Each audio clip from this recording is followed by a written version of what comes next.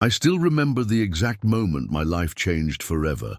Not when the doctor told me I needed emergency heart surgery, but 3 hours later when I realized Jade wasn't coming back.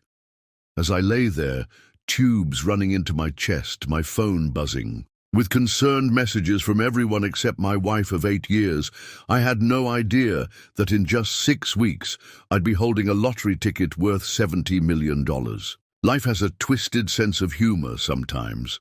Before we jump back in, tell us where you're tuning in from, and if this story touches you, make sure you're subscribed, because tomorrow I've saved something extra special for you. It started as just another Tuesday.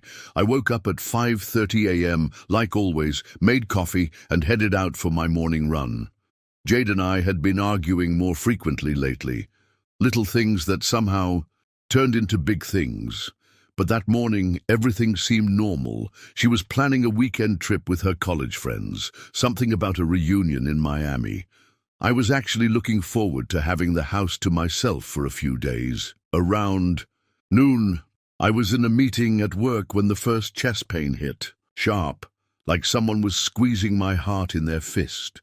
I brushed it off. I was only 42, in decent shape. Surely it was just stress or heartburn.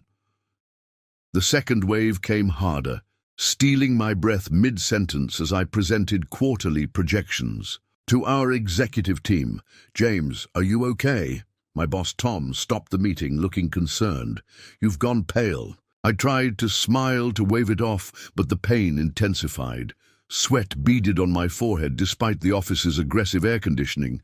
When I tried to stand, my legs buckled beneath me. What happened next was a blur. Someone calling 911. Paramedics. Rushing in, the ceiling tiles of the office sliding past as I was wheeled out on a stretcher. The only clear thought in my mind was, I need to call Jade. With trembling fingers, I managed to dial her number while the paramedics checked my vitals. She answered on the third ring, her voice annoyed. "What is it, James? I'm busy packing."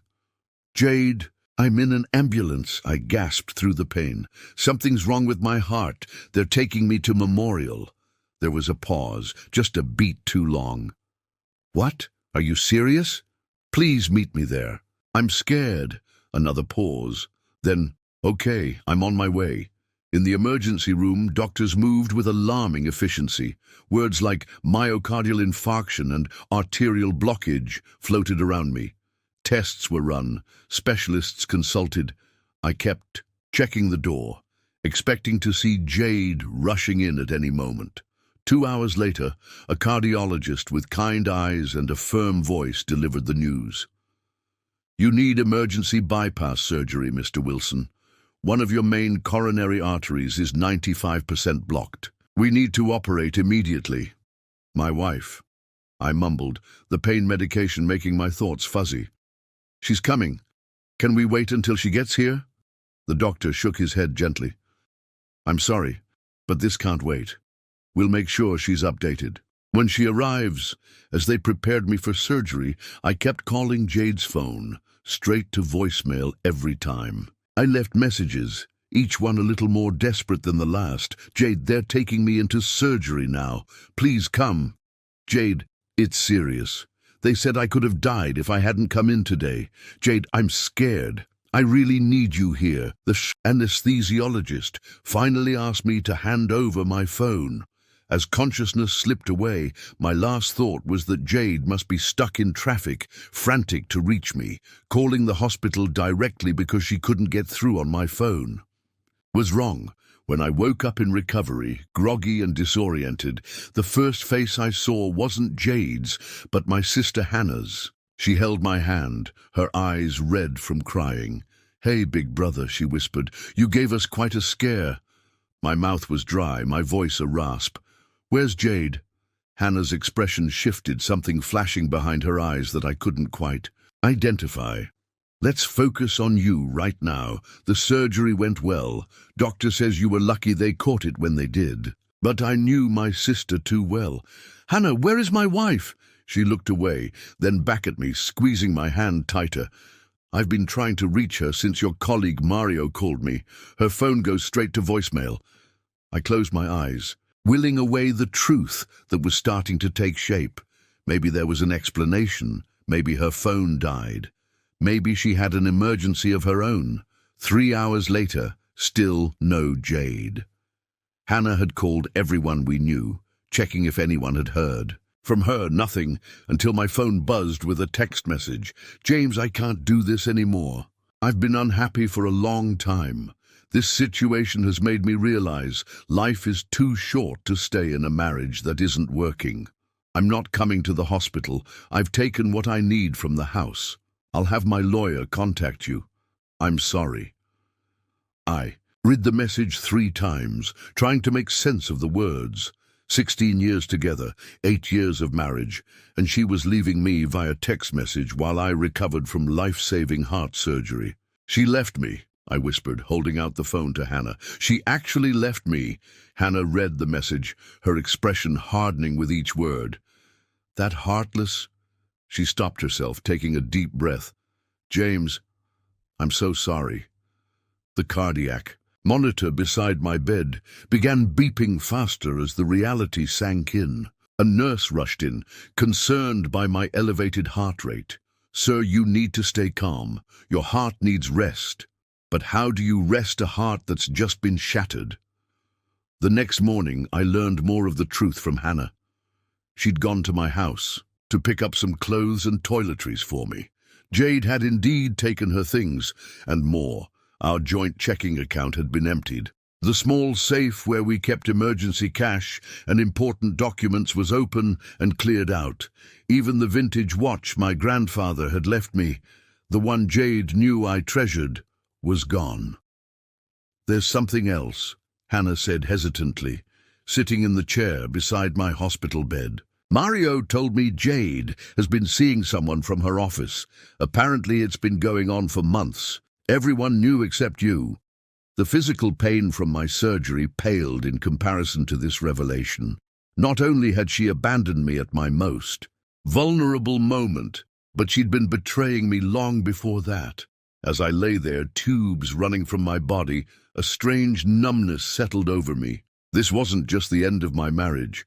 It was the end of the life I thought I had, the future I'd planned, the person I believed my wife to be. Yasmin, my nurse for the day, must have seen something in my expression when she came to check my vitals. "First day after heart surgery is always the toughest," she said kindly, adjusting my IV. I managed a weak smile. "It's not the surgery." She paused, her eyes meeting mine. "Whatever it is, remember this. You survived something that could have killed you yesterday. Your heart is stronger than you think. I didn't believe her then. How could my heart be strong when it felt completely destroyed?" But her words stayed with me, a small spark in the darkness that had suddenly enveloped my life. That evening, as Hannah dozed in the visitor's chair beside me, I stared at the ceiling and tried to piece together where things had gone wrong with Jade. Had I been blind? Had I ignored signs? Or had she simply changed, becoming someone capable of such calculated cruelty? I didn't have answers, only the harsh reality that I was facing the longest road to recovery of my life, and I would be walking it alone. Or so I thought. What I couldn't possibly know, as I lay in that hospital bed feeling like my life was over, was that fate had a staggering reversal of fortune waiting just around the corner. 5 days in the hospital gave me too much time to think. Every time my phone buzzed, a part of me still hoped it might be Jade, with an explanation, an apology, something that would make sense of her abandonment. But her silence was absolute. According to Hannah, who'd been monitoring our social media accounts, Jade had already changed her relationship status and removed all our photos together. 16 years erased with a few clicks. On day 3, a courier arrived with a thick manila envelope, legal documents. Jade hadn't wasted any time. Her lawyer, apparently she'd had one waiting in the wings, had prepared divorce papers with remarkable efficiency. Preparing and narrating this story took us a lot of time. So if you are enjoying it, subscribe to our channel. It means a lot to us. Now back to the story. The letter accompanying them suggested I not complicate matters by contesting what was clearly an irreconcilable breakdown. Of the marriage, she can't possibly think you'll sign these now, Hannah said, furious, as she read through the papers. You're recovering from heart surgery that she abandoned you during. I flipped through the pages, noting how Jade was claiming the house, both cars, and half my retirement savings. No mention of her infidelity, no acknowledgement of her leaving me at my most vulnerable. Just clinical language about division of assets and dissolution of marital bonds. She cleared out our joint account, I said, my voice hollow, took my grandfather's watch, and now she wants more. We'll fight this, Hannah insisted. No judge would look favorably on what she's done. But fighting required energy I didn't. The doctors said my recovery was progressing well physically, but emotionally I was a wreck. I barely slept, couldn't eat. My blood pressure was concerning enough that they delayed my discharge by 2 days. Depression after cardiac events is common, my doctor explained during rounds. But combined with your personal situation, I'm worried about your recovery at home. Do you have someone who can stay with you? Hannah volunteered without hesitation. I'll take time off work. He's not going to be alone. When I was finally discharged, Hannah drove me home, or rather to what had been home. The house felt different, emptier in ways that went beyond Jade's missing clothes and cosmetics. She'd taken the art we'd collected on our travels, the expensive kitchen appliances, even family photos that had nothing to do with her. She took the dog, I realized, looking for our golden retriever, Max. She doesn't even like Max. She complained about walking him. The thought of Max confused, wondering where I'd gone, broke something in me that even Jade's betrayal hadn't touched. Hannah guided me to the couch, her arms steady around my shoulders. We'll get him back, I promise. That first night back was the lowest point. Hannah had gone to the grocery store to stock the fridge with healthy foods for my cardiac recovery diet. Alone in the silent house, I found myself scrolling through my phone, looking at photos of happier times, wondering if Jade had been faking it even then. A text notification interrupted my spiral of misery. It was from Elliot, my former college roommate who now lived across the country. Hannah told me what happened. I'm catching a flight tomorrow. Don't argue. You'd do the same for me. I stared at the message, unexpected emotions welling up. Elliot. And I spoke maybe twice a year, exchanged birthday texts, liked each other's social media posts. We hadn't seen each other in person since his wedding 3 years ago. Yet here he was, dropping everything to fly across the country for me. Another text came through, this one from Mario. Team at work got you covered. Take all the time you need. We're handling your clients. Focus on getting better. Then another. From my neighbor, Mrs. Patterson. I have casseroles, bringing them over tomorrow. No arguments. And another from Tom, my boss. Your job is secure. Health insurance covered. Take 6 weeks, not the 2 the doctor recommended. We need you back at 100%. As the messages continued to arrive, something shifted inside me. While my marriage had been imploding without my knowledge, an invisible support system had been quietly existing all along. People I hadn't leaned on in years were suddenly forming a safety net beneath me. Hannah returned, arms full of grocery bags, to find me on the couch with tears streaming down my face. What happened? She asked, alarmed, dropping the bags on the floor. Is it your chest pain? I shook my head, showing her my phone screen.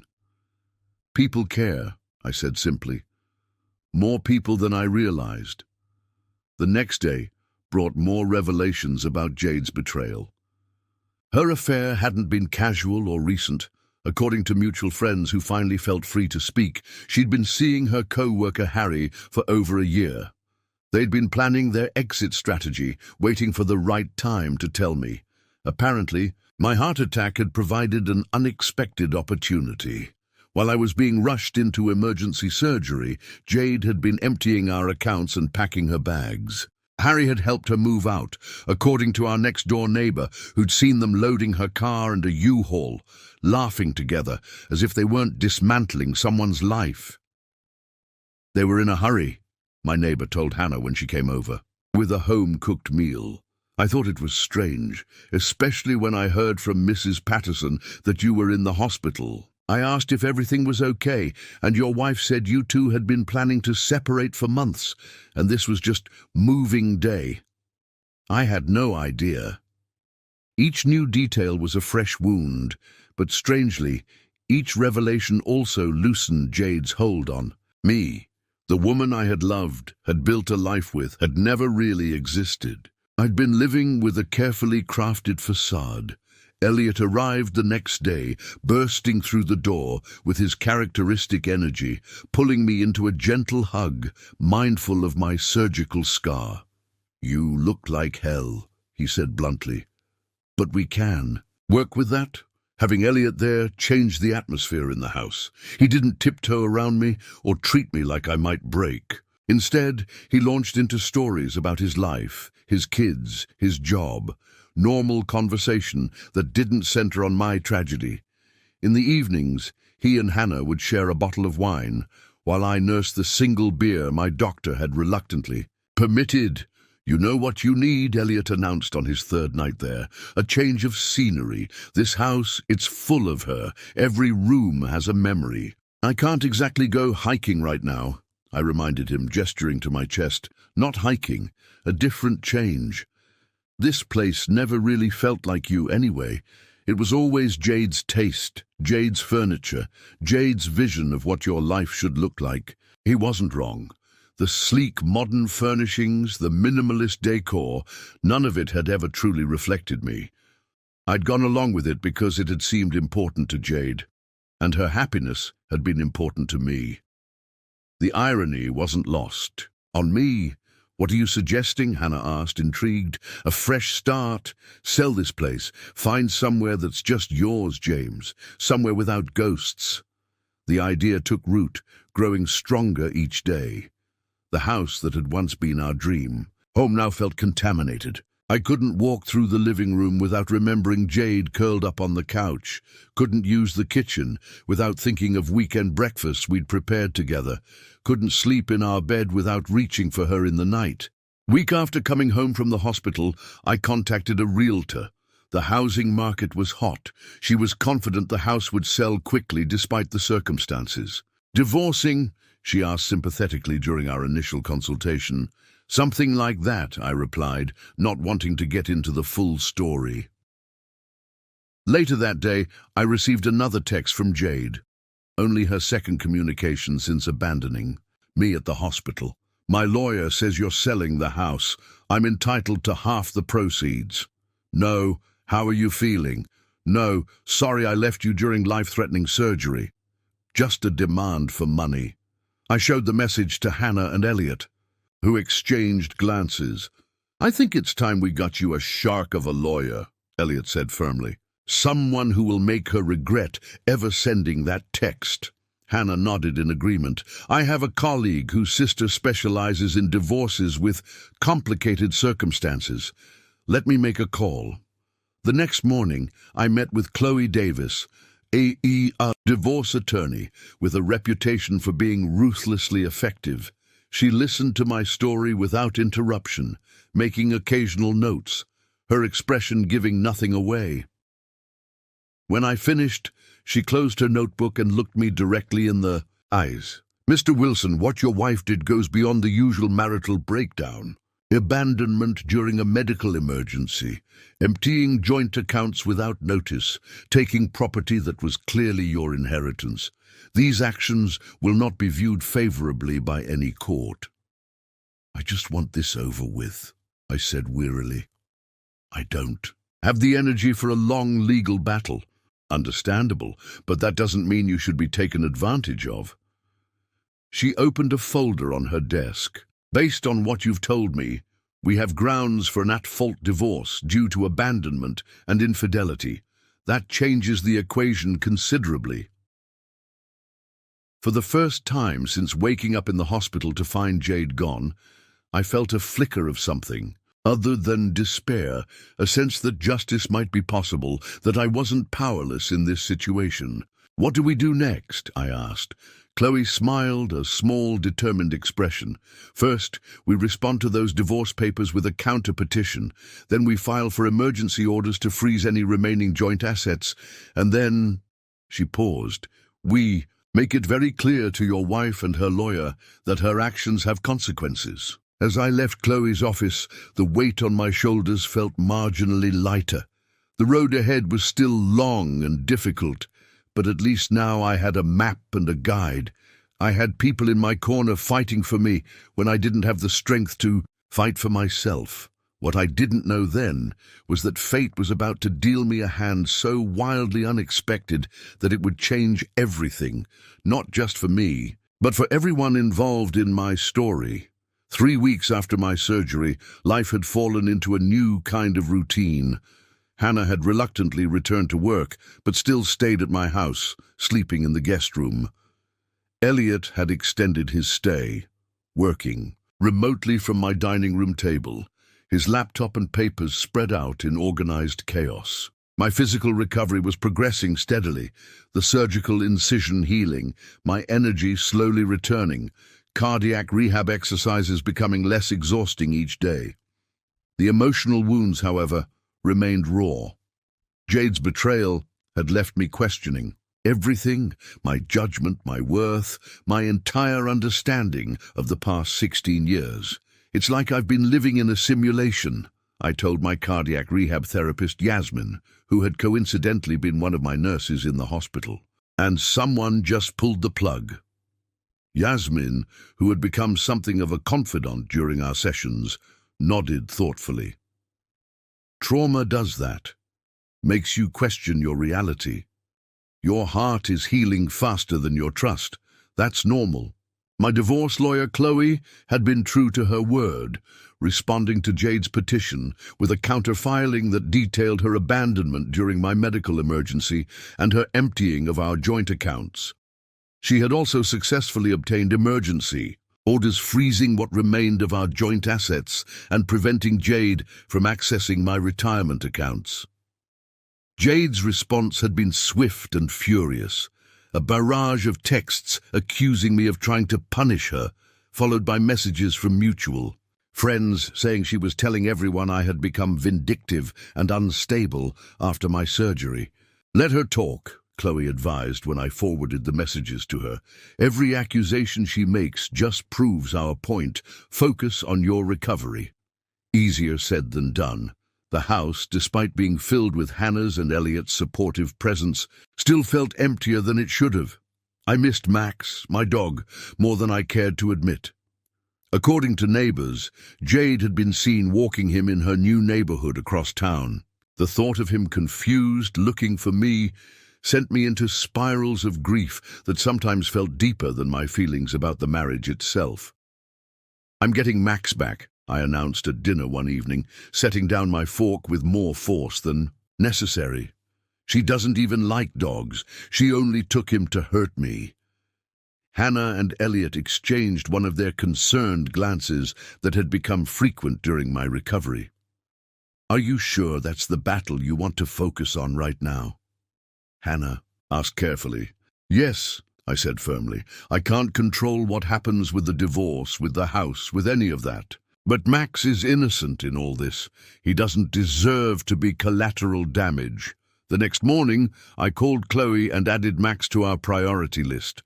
She didn't question my decision, just added it to her notes and promised to include him in our next filing. That afternoon, something happened that momentarily distracted me from my troubles. Mario stopped by after work, bringing a card signed by everyone at the office and, unexpectedly, an envelope. "What's this?" I asked, opening it to find a lottery ticket. Mario grinned. "Office pool. We've been playing the same numbers every week. For years. You always chip in, so we kept your spot going while you've been out." I smiled, genuinely touched by the gesture. "Thanks. What are the odds this time? 1 in a billion?" "Something like that," Mario laughed. "Drawings tomorrow.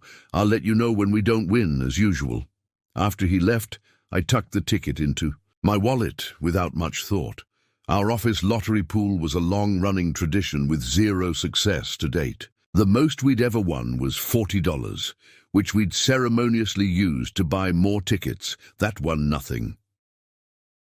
That night, I had my first major setback in recovery. Around midnight, I woke up with a crushing pressure in my chest, certain I was having another heart attack. Panicked, I called out for Hannah, who rushed in and immediately called 911. The paramedics arrived quickly, their calm efficiency a stark contrast to my terror. After running an EKG, they determined it wasn't another heart attack, but something called post-cardiotomy syndrome, inflammation around the heart that can happen after surgery. It's not uncommon, the paramedic explained as they loaded me into the ambulance, but we need to get you to the hospital to be sure. As we pulled away, I caught a glimpse of Elliot and Hannah standing in the driveway, their faces etched with worry. For a brief, irrational moment, I thought, what if Jade hears about this? Will she come this time? The emergency room was a blur of tests, medications, and monitoring. By morning, the doctors confirmed the paramedics' initial assessment. Not another heart attack, but inflammation that needed treatment. I would need to stay for observation and additional medication. Your sister is in the waiting room, a nurse informed me. She's been here all night. When Hannah came in, the dark circles under her eyes matched my own. She'd clearly not slept, maintaining her vigil in the uncomfortable waiting room chairs while I was being treated. You need to go home and rest, I insisted. I'm fine. It's just a complication. Hannah shook her head stubbornly. I'm not leaving. At least go get some coffee, real coffee, not the hospital sludge. She hesitated, then nodded. 20 minutes. I'll be right back. As soon as she left, my phone buzzed with a text from an unknown number. The message contained only a photo. Jade and Harry together on a beach, clearly on vacation, drinks in hand, looking tanned and carefree. No caption, no explanation. I stared at it, my heart monitor beeping faster as my pulse increased. Who would send this? Jade herself? Harry? Some misguided mutual friend?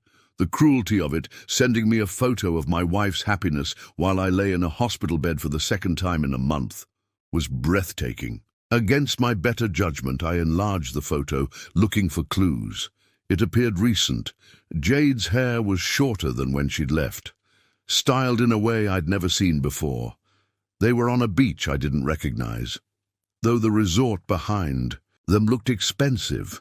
The kind of place that would cost thousands for a week's stay, thousands drawn from our empty joint account, no doubt. I was still staring at the photo when the doctor came in to check on me, frowning at my elevated heart. Rate on the monitor. Something wrong? He asked, glancing at my phone. I quickly turned it off. Just work stress, I lied. He gave me a look that said he didn't believe me but wasn't going to push. Whatever it is, I need you to put it aside. Stress is the enemy of cardiac recovery. When Hannah returned with coffee, I debated showing her the photo but decided against it. She was already exhausted from worrying about me. Adding Jade's latest cruelty to her burden seemed unfair. Instead, I asked her to bring me something from home I hadn't thought I'd need. My laptop. If I'm stuck here again, I might as well catch up on some work emails, I explained. The truth was, I wanted to start researching divorce lawyers in the tropical paradise where Jade was vacationing with her lover. If she thought she could spend our joint savings on romantic getaways while I fought for my life, she had another thing coming.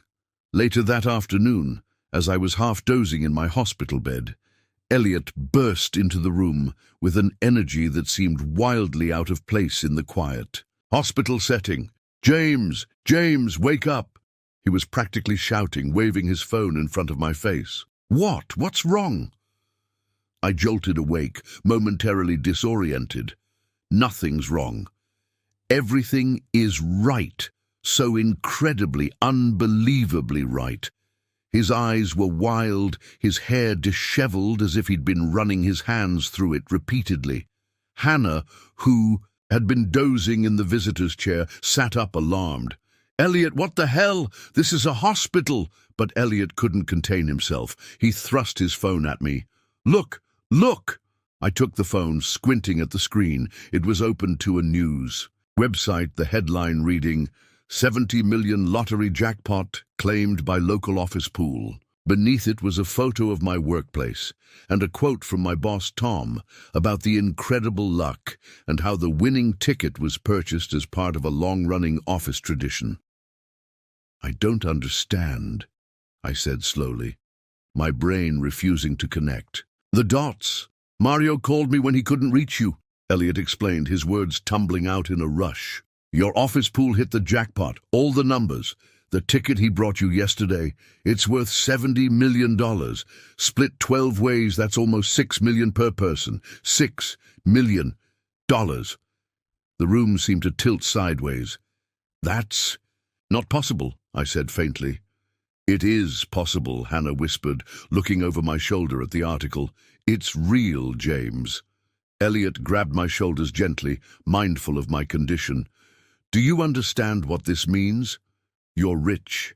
You're set for life. After everything that's happened, the universe just handed you a reset button." I couldn't process it. $6 million, tax-free. It felt like a fever dream, too convenient, too perfect a counterbalance to the disaster my life had become.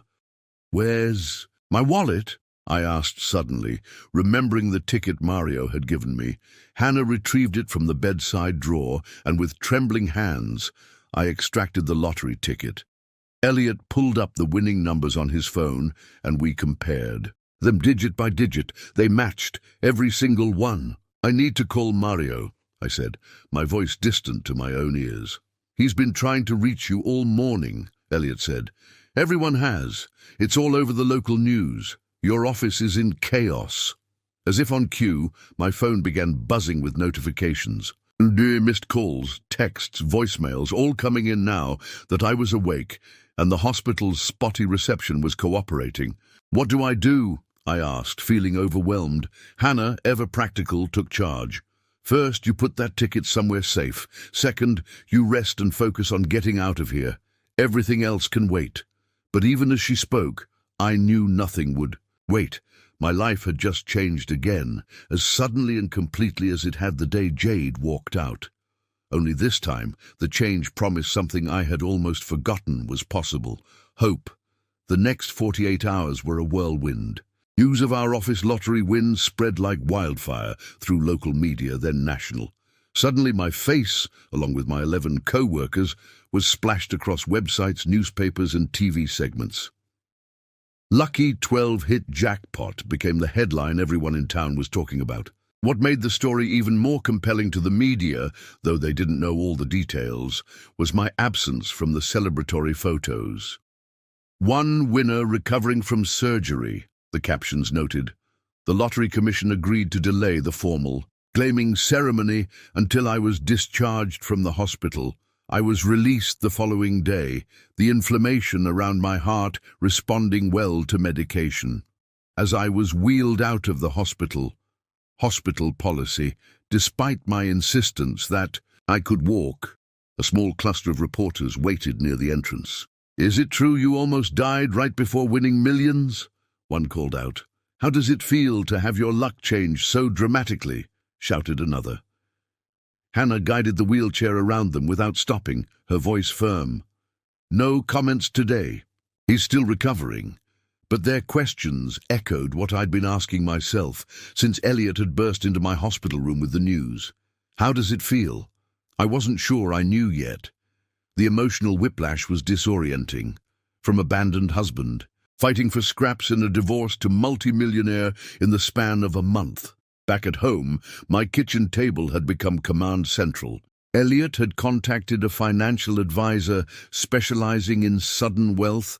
Hannah had reached out to a security consultant about privacy concerns, and Mario had arranged for a lottery commission representative to visit us rather than having me go to their offices. "The ticket is verified," the representative confirmed after examining it. "As soon as you're well enough, we'll arrange the official claiming ceremony.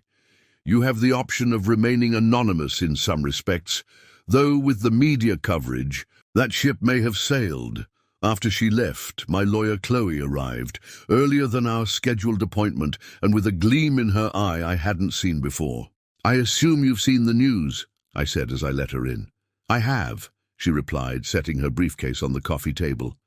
"And so has your wife. Her lawyer called mine this morning." My stomach clenched. "Let me guess. Suddenly she wants to reconcile." Chloe's professional demeanor cracked slightly with a small, satisfied smile. "Not exactly, but she is suggesting that, as your lottery winnings came from a ticket purchased during your marriage, she's entitled to half." Hannah, who had been bringing coffee from the kitchen, nearly dropped the mugs. "You're kidding." "I wish I were," Chloe said, accepting the coffee with a nod of thanks. "But it's actually good news for us." "How is my soon-to-be ex-wife trying to claim my lottery winnings good news?" I asked incredulously. Chloe opened her briefcase and removed several folders, "because it gives us leverage we didn't have before. Her claim is weak at best. The ticket was purchased after she abandoned you, emptied your joint accounts, and filed for divorce. No judge would award her those winnings given the circumstances, but her attempt to claim them shows her true character and motivation. She laid out her strategy. Rather than fighting Jade on each individual point, we could now offer a settlement package, a fraction of what I'd won, but more than she would likely get through continued litigation, in exchange for her dropping all other claims, including those to the house, retirement accounts, and most importantly, Max. "We make the offer contingent on her returning your dog," Chloe emphasized, having quickly understood that Max's return was non-negotiable for me. "She wants money. You want your life back on your terms. This creates a path to that outcome." The plan made sense, but still, something in me resisted. "So she gets rewarded for abandoning me at my lowest point? For cheating? For taking everything, including my dog?" Hannah put her hand on my shoulder. "It's not a reward, James. It's the price of your freedom, your peace." I knew they were right, but before I could respond, my phone rang. The caller ID showed unknown, but something told me to answer it. "Hello?"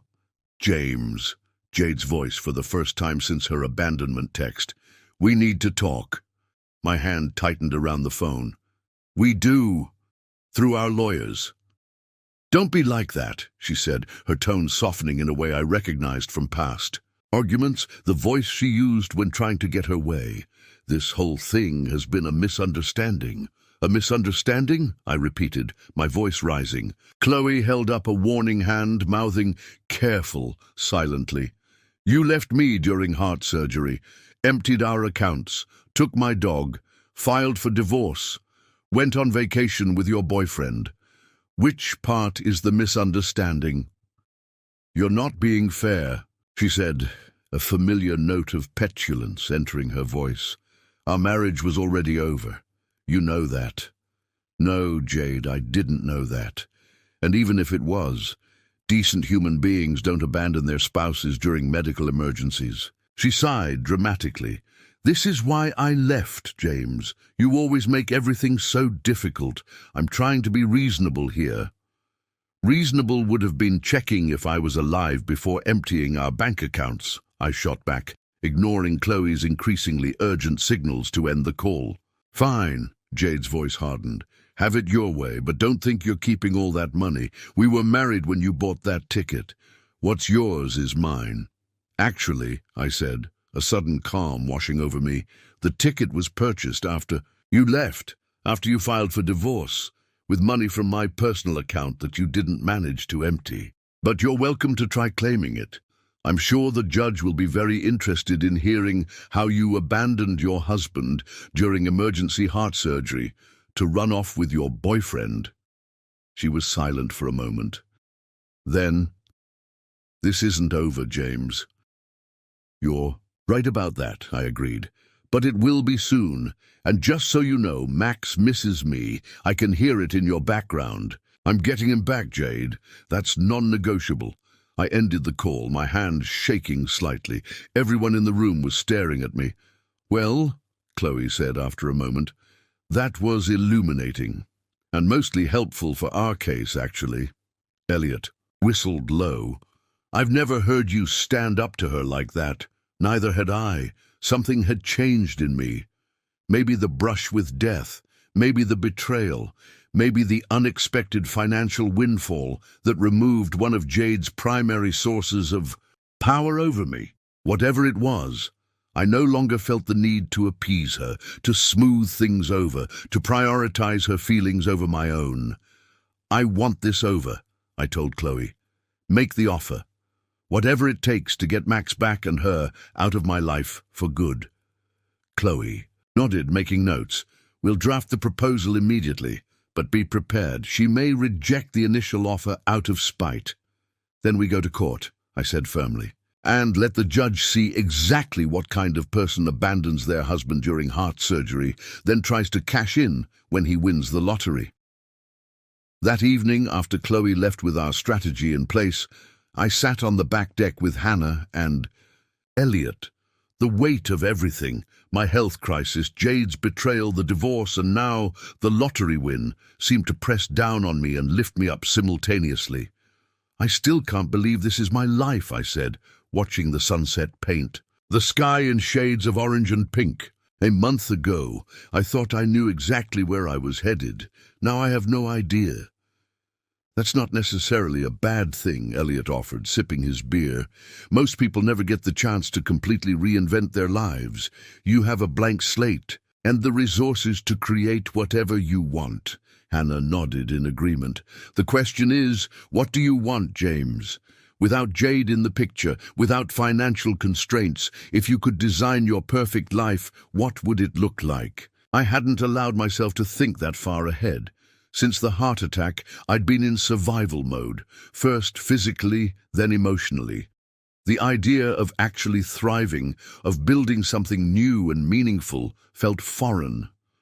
I don't know, I admitted. For so long, everything was about what Jade wanted, our house, our vacations, even the restaurants we ate at. I'm not sure I remember what I want. Then that's step one, Hannah said simply. Figure out who James Wilson is without Jade. Everything else follows from there. Before I could respond, my phone buzzed with an email alert. It was from the Human Resources Department at my company, a generic message about updating my personal information for the Lottery Commission paperwork. But attached was a photo that stopped my heart. Our office team celebrating the win, all. Smiles and champagne, a space conspicuously empty where I should have been standing. I stared at it, an unexpected emotion welling up. These people had kept me in their lottery pool while I was recovering. They'd celebrated our shared good fortune. They'd respected my need to heal rather than dragging me into the media circus. They actually cared about me. What is it? Hannah asked, noting my expression. I showed her the photo. I just realized something. Even before the lottery, I wasn't alone. I just couldn't see it. That night, for the first time since waking up in the hospital to find Jade gone, I slept deeply and dreamlessly. Whatever came next, the divorce negotiations, the media attention, the sudden wealth, I would face it with clarity and purpose. I was no longer the man who had been abandoned. I was the man who had survived. The official lottery claiming ceremony was scheduled for exactly 1 month after my heart surgery. The timing felt symbolic, a rebirth of sorts. My cardiologist had cleared me for the event, though he insisted I continue taking things easy for at least another month. Stress is still your enemy, he reminded me during my follow-up appointment. Even good stress from winning millions. The morning of the ceremony, I stood in front of my bathroom mirror, adjusting the tie Hannah had insisted I wear. The photos will be everywhere, she'd said. You need to look the part. The face staring back at me was different from the one I'd seen a month ago. Thinner, yes, with new lines etched by pain and stress. But there was something else too. A clarity in the eyes that hadn't been there before. The lottery win hadn't erased what Jade had done, but it had given me perspective I might never have gained otherwise. When we arrived at the Lottery Commission headquarters, my co-workers were already there, buzzing with nervous excitement. Mario spotted me first, breaking away from the group to envelop me in a careful hug. "The man of the hour," he exclaimed. "They wouldn't let us claim without you. Said all winners had to be present." Tom, my boss, approached next, shaking my hand warmly. "Good to see you vertical, James. Had us worried for a while there." One by one, my colleagues greeted me, each interaction highlighting something I'd failed to fully appreciate before. These people weren't just co-workers. Many of them were friends who genuinely cared about my well-being. How had I missed that during the past decade working alongside them? The ceremony itself was a blur of oversized checks, camera flashes, and champagne toasts. The lottery officials had arranged for each of us to receive a replica of the winning ticket mounted in a frame, along with individual checks for our share of the winnings. "So what's next for you?" a reporter asked as I tried to make my way to the exit afterward. "Early retirement." Before I could answer, Elliot appeared at my side, smoothly inserting himself between me and the press. "Mr. Wilson is still recovering from major surgery and won't be making any hasty decisions. No further questions today." In the car heading home, I turned the reporter's question over in my mind. What was next? I had options now that I'd never had before. I could sell the house that held so many memories of Jade.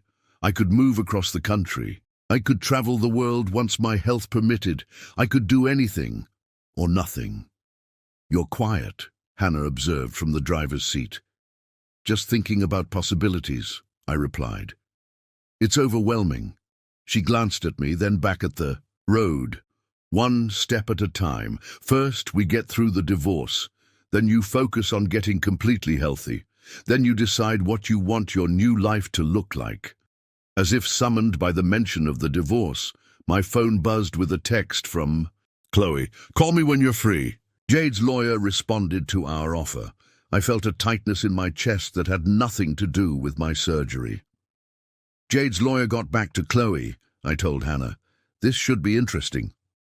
When we arrived home, I immediately called Chloe, putting her on speaker so Hannah and Elliot could hear. "Congratulations on making it official," Chloe began. "I saw you on the morning news." "Thanks. What's the update with Jade?" She paused, and I could hear papers shuffling. "Her lawyer came back with a counter. She wants $2 million instead of the one we offered, plus the house." "Absolutely not," I said automatically. "The house is being sold." "I told them as much," Chloe assured me, "but there's a complication. Her lawyer mentioned that Jade is considering going to the media with your story, how you allegedly became controlling after your heart surgery, how she feared for her safety, and how your family has been harassing her." The accusation was so absurd, I actually laughed. "That's ridiculous. I was in the hospital when she left." "Of course it is," Chloe agreed. "And we have ample evidence to disprove any such claims. The hospital records, the bank statements showing she emptied your accounts the day of your surgery, the text message where she explicitly says she's leaving because she's unhappy, not afraid. But it would still create a public spectacle," Hannah finished for her, understanding immediately. "Exactly," Chloe confirmed. "It would drag out the process, create unnecessary stress during your recovery, and potentially tarnish your reputation. Even if the claims are eventually disproven."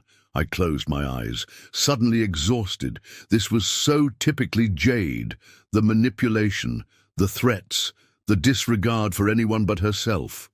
"What about Max?" I asked. "That's actually the one area where she seems willing to negotiate," Chloe said, surprise evident in her voice. "She mentioned, and I quote, 'The dog is more trouble than he's worth.'" Of course, Jade had never wanted a dog in the first place. I had been the one to rescue Max from the shelter, to train him, to walk him every morning. She had taken him purely out of spite. So what do we do? I asked. We could counter at 1.5 million, contingent on immediate return of the dog, her vacating the house within 30 days so it can be sold, and a non-disclosure agreement preventing her from discussing your marriage, divorce, or health issues publicly. Elliot, who had been uncharacteristically quiet, finally spoke up. Can I offer a perspective? Of course, I said. You just won $6 million. Is it worth dragging this out, giving her ammunition to make your life difficult, potentially dealing with media nonsense, all to save a few $100,000? You want a clean break. You want your dog back. You want to move forward. What's the price of that freedom? His words resonated with something that had been forming in my mind since the lottery win, the realization that money, while important, was no longer my most precious resource. Time, peace, and health were. Chloe, I said slowly, let's counter with 1.5 million as you suggested, but with non-negotiable conditions. Max comes home immediately. She signs a comprehensive NDA. She makes no claims to the house or any future earnings or assets of mine. And she acknowledges in writing that she abandoned me during a medical emergency and emptied our joint accounts without consent. The last part might be a sticking point, Chloe warned. She won't want to admit wrongdoing in writing. Then she doesn't get a penny beyond what the divorce court would have awarded her anyway, I said firmly. I'm done being manipulated. She can have the money, but only if she admits what she did. After the call ended, I sat in silence, processing the decision I'd just made. It wasn't about revenge or punishment. It was about truth, about not allowing Jade to rewrite our history, to cast herself as the victim. I'm proud of you, Hannah said quietly.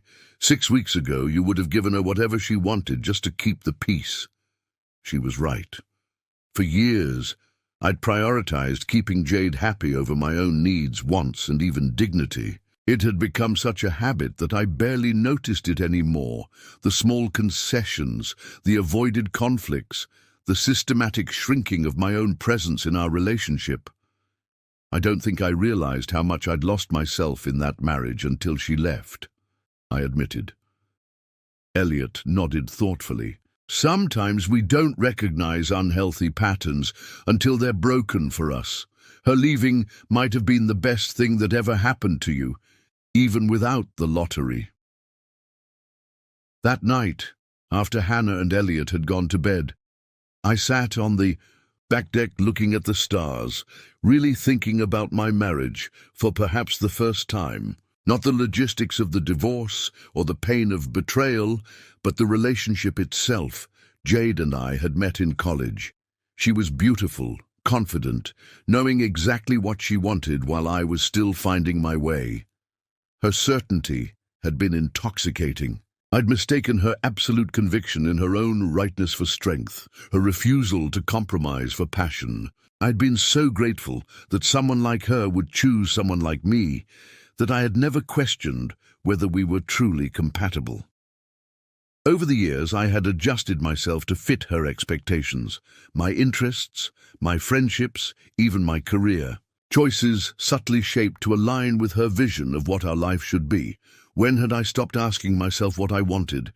When had keeping Jade happy become my primary purpose? A memory surfaced 3 years ago when my company offered me a promotion that would have meant more travel. I'd been excited about the opportunity, the chance to lead projects I was passionate about. Jade had shut it down immediately. I didn't marry you to be alone all the time, she'd said.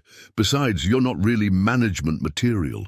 And I had believed her, turned down the position without a second thought. How many other opportunities, connections, and experiences had I sacrificed at the altar of Jade's approval? As painful as her betrayal had been, as cruel as her abandonment during my medical emergency was, they had freed me from a cage I hadn't even recognized I was in.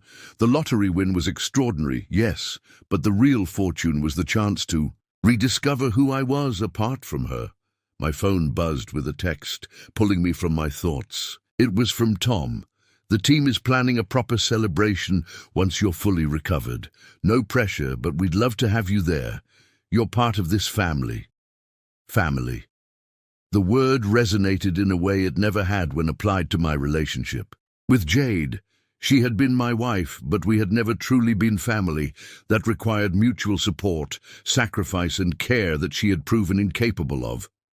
I texted back, "I wouldn't miss it. Thank you for keeping me in the pool. For everything."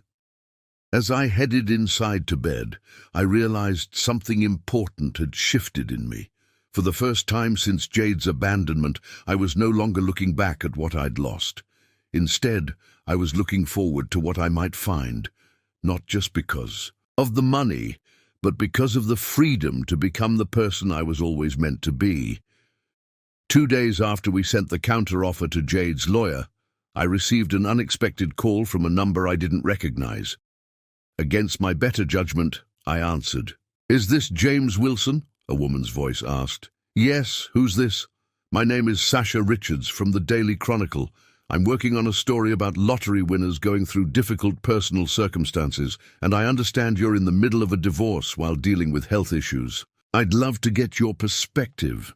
My blood ran cold. How had she gotten my number? How did she know about the divorce? "No comment," I said automatically, preparing to hang up.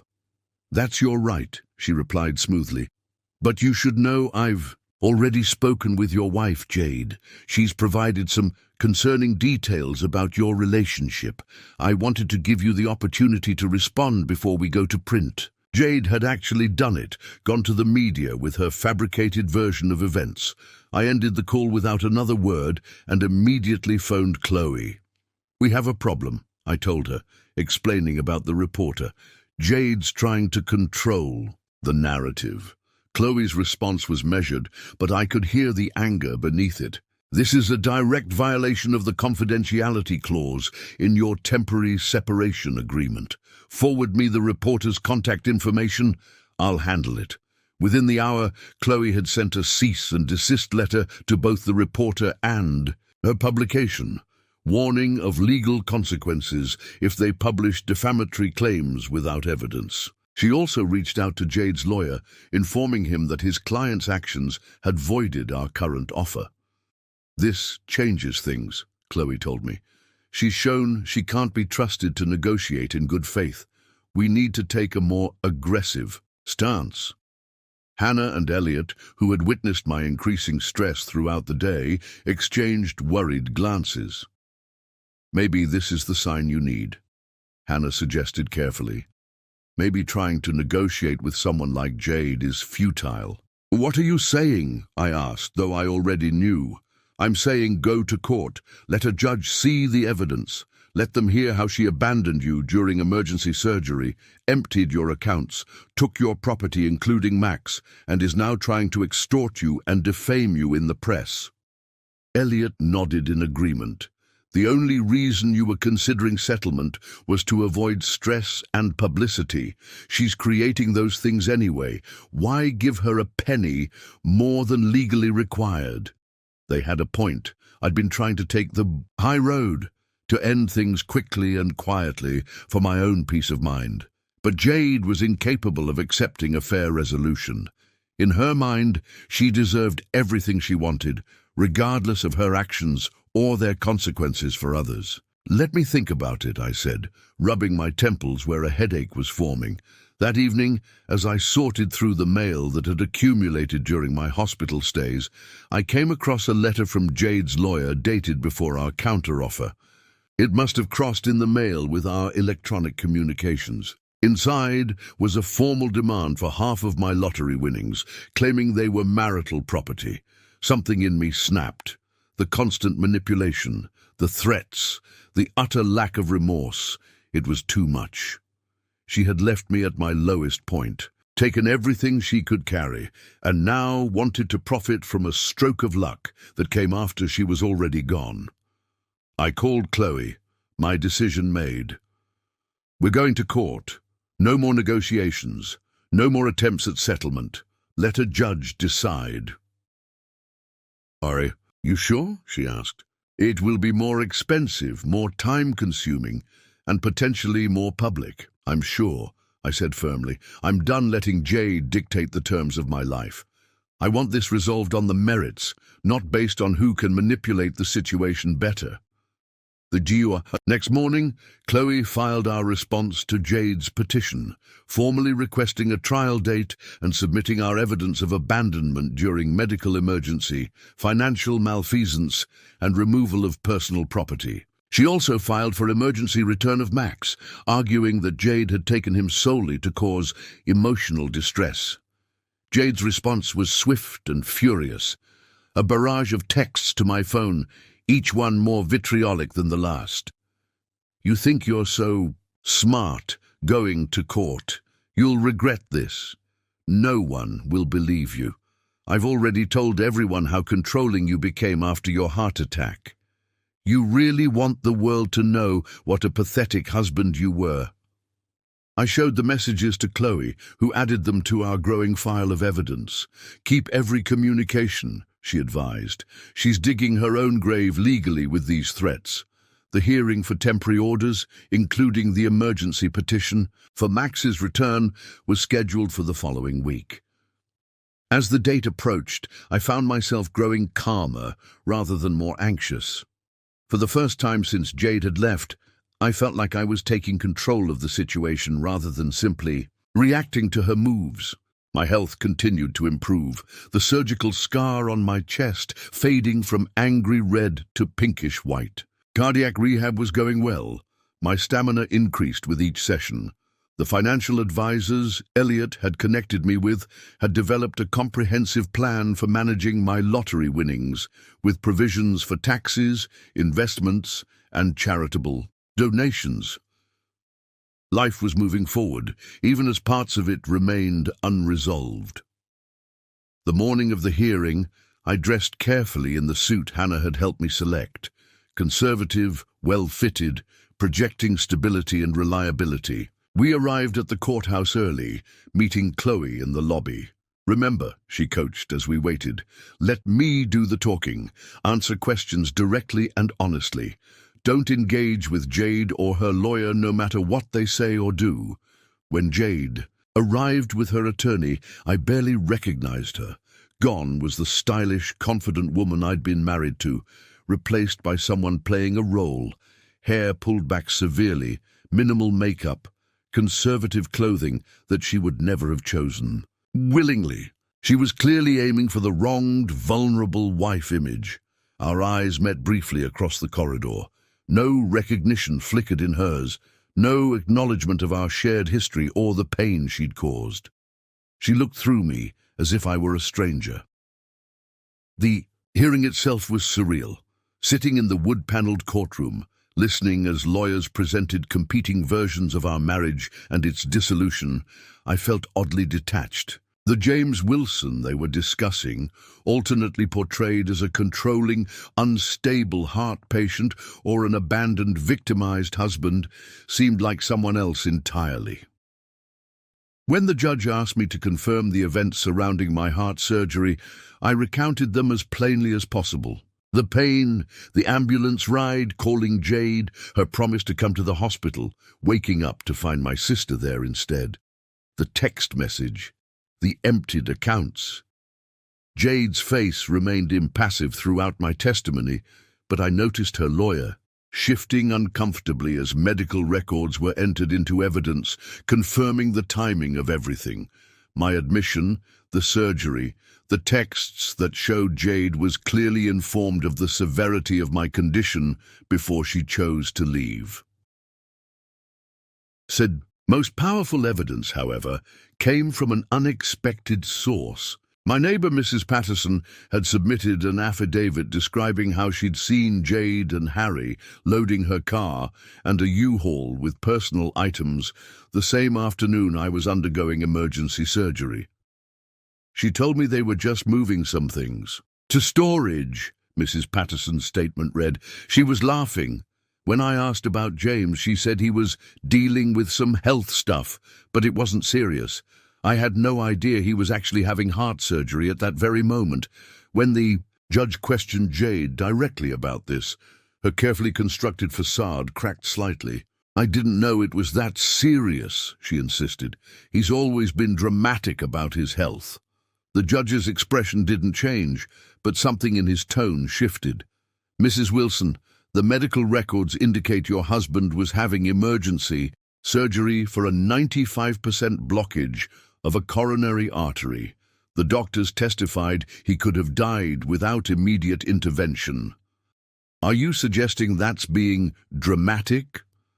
Jade's attorney quickly intervened, trying to redirect the conversation to the division of assets and the lottery winnings. But the damage was done. The judge had seen through the performance to the truth beneath. After 3 hours of testimony and arguments, the judge issued his temporary orders.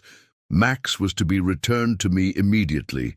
The house was to remain unsold, but vacant until final disposition.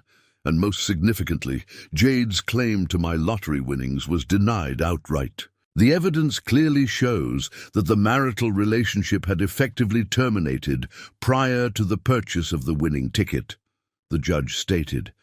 The respondent had removed herself from the home, emptied joint accounts, and filed for divorce before the ticket was acquired. Furthermore, the ticket was purchased with funds from the petitioner's separate account. The winnings are therefore the separate property of Mr. Wilson. As we left the courtroom, I felt oddly hollow. I'd won this round decisively, but there was no satisfaction in the victory, only a deep sadness for what had been lost. Not just my marriage, but my trust in my own judgment, my belief in the person I thought Jade was. "You did well in there," Chloe said as we walked to the parking lot. The judge clearly saw through her act. "What happens now?" I asked. "We prepare for the final hearing, but honestly, after today's ruling on the lottery winnings, I expect her. Lawyer will be pushing for settlement. She has very little leverage left." In the car heading home, Hannah reached over and squeezed my hand. "I know that wasn't easy, but I'm proud of you for standing up for yourself. The old James would have given in just to avoid conflict." She was right. The old James, the one who had existed before Jade's betrayal, before the heart surgery, before the lottery, would have done anything to keep the peace, even at the cost of his own dignity and financial security. But that James was gone, transformed by crisis and opportunity into someone stronger, clearer, and unwilling to be manipulated any longer. For the first time, I truly understood that Jade's leaving, painful as it had been, wasn't the end of my story. It was just the beginning of a new chapter, one where I, not she, would be the author. Max's return home was the brightest moment in months. The judge had ordered Jade to deliver him immediately after the hearing, but unsurprisingly she claimed to need a few days to gather his things. It took a stern call from Chloe to her lawyer, threatening contempt of court charges, to finally make it happen. When the golden retriever bounded through my front door 3 days after the hearing, his entire body wiggling with joy, the lump in my throat made it hard to speak. He jumped up, front paws on my chest, nearly knocking me over in his enthusiasm. "Hey, buddy," I managed, burying my face in his fur. "I missed you too." Hannah, who had insisted on being present for the handoff so I wouldn't have to face Jade alone, discreetly wiped tears from her eyes. "He looks good," she observed, checking him over. At least she didn't neglect him. That night, with Max curled up at the foot of my bed where he'd always slept, I felt a piece of my life slide back into place. The house felt more like home again, with his familiar presence, the click of his nails on the hardwood floors, his tennis ball nudging against my foot, his contented sighs as he settled in for the night. I should have known the peace wouldn't last. The next morning I woke to my phone buzzing incessantly with notifications. My social media accounts, dormant since my surgery, were suddenly flooded with messages, some supportive, others hostile, all referencing something I hadn't seen. Confused, I opened the local news website to find my face staring back at me. Beneath the headline, Lottery winner's ex-wife speaks out. He changed after his heart attack. Despite the cease and desist letter, despite the temporary orders from the judge, Jade had gone to the media. The article quoted her extensively, portraying a narrative where I had become controlling and paranoid after my surgery, forcing her to flee for her own well-being. She claimed I was using my health and the lottery winnings to manipulate public opinion against her, painting herself as the victim of both my emotional abuse and now a smear campaign. "I just want what's fair," she was quoted saying. "I supported him for years. I built a life with him. Then he got sick and the man I married disappeared." The article mentioned nothing about her emptying our accounts, taking my personal property, or filing for divorce while I was still in the hospital. It portrayed her abandonment as reluctant self-preservation rather than calculated betrayal. Was still staring at my phone in disbelief when Chloe called. "I've seen it," she said without preamble. "We're filing for contempt of court today." She directly violated the judge's order against discussing the case publicly. "Will that stop the damage?" I asked, scrolling through the comments section where strangers were already taking sides. People are believing her. "It won't undo what's been done," Chloe admitted. "But it will have consequences for her in court. The judge was already skeptical of her version of events. This will destroy what little credibility she had left." Hannah arrived an hour later with Elliot, both having seen the article. Their expressions mirrored the anger I felt. "She's unbelievable," Hannah fumed, pacing the living room. "To portray herself as the victim after what she did to you." Elliot, normally the peacemaker, looked equally incensed. "We need to respond, set the record straight." But engaging in a public back and forth with Jade would only escalate the situation. As much as I wanted to defend myself, to reveal the truth about her abandonment and theft, doing so would drag me down to her level. "No," I decided, "we handle this legally, not in the press. The people who matter know the truth." Even as I said it, though, I wondered if that was enough. My phone continued to buzz with messages from friends and colleagues asking if the article's claims were true. The court of public opinion was in session, and Jade had presented her case first.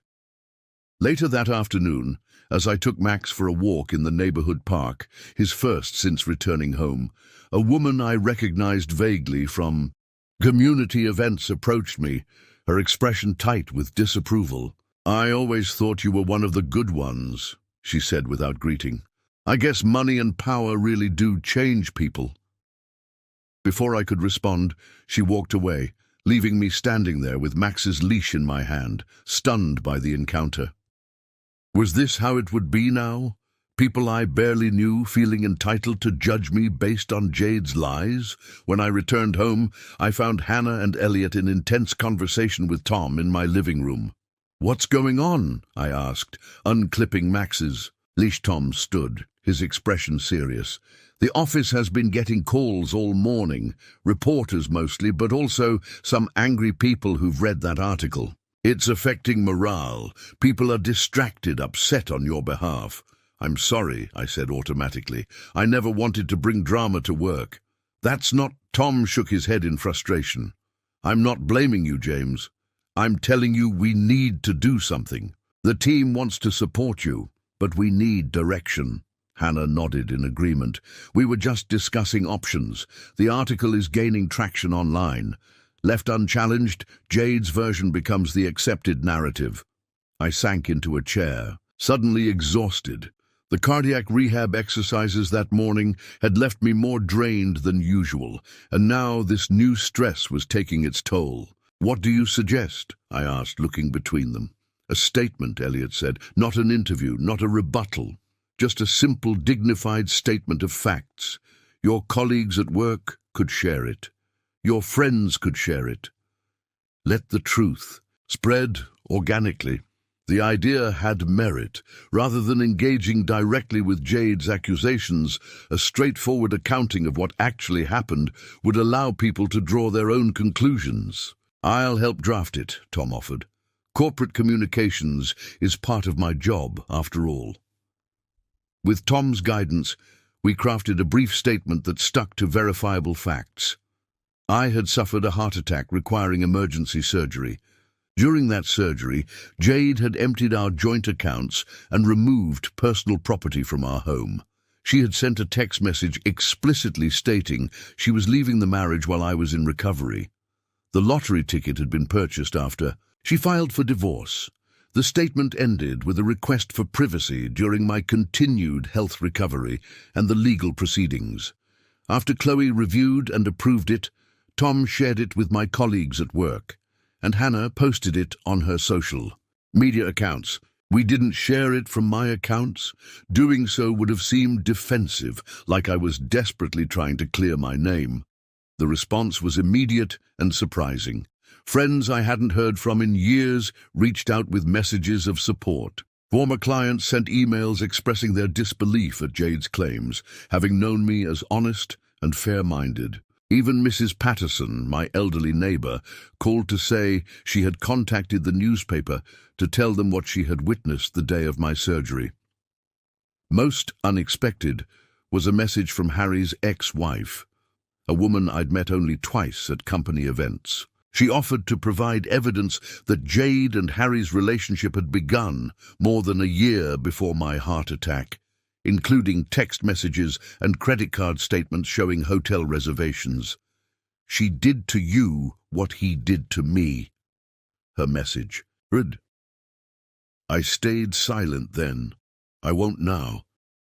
By evening, the tide of public opinion had begun to shift. The newspaper published a follow-up article titled, "New Evidence Contradicts Lottery Winner's Ex-Wife's Claims," highlighting the inconsistencies in Jade's story and the mounting evidence against her version of events.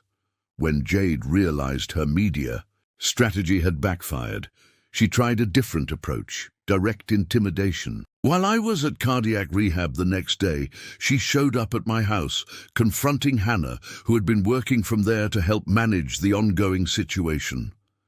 "Where is he?" Jade demanded, trying to push past Hannah into the house. "He needs to call off his attack dogs. People are threatening me online." Hannah, who had always been the more confrontational of the two of us siblings, stood her ground. "Leave now, or I'm calling the police. You're violating the restraining order." "I have a right to be in my own home," Jade shouted, attracting the attention of neighbors. "Not according to the court," Hannah replied calmly, pulling out her phone. "I'm dialing 911 now." Jade retreated, but not before issuing a final threat. "This isn't over. He thinks he's won because of that lottery ticket, but I'll make sure everyone knows what he's really like." When I returned home to find police taking statements from Hannah and several neighbors who had witnessed the confrontation, the reality of the situation finally hit me full force. This wasn't just a painful divorce or a dispute over assets. Jade's desperation had escalated to something dangerous, unpredictable. "We need to consider your safety," Chloe advised when I called to update her.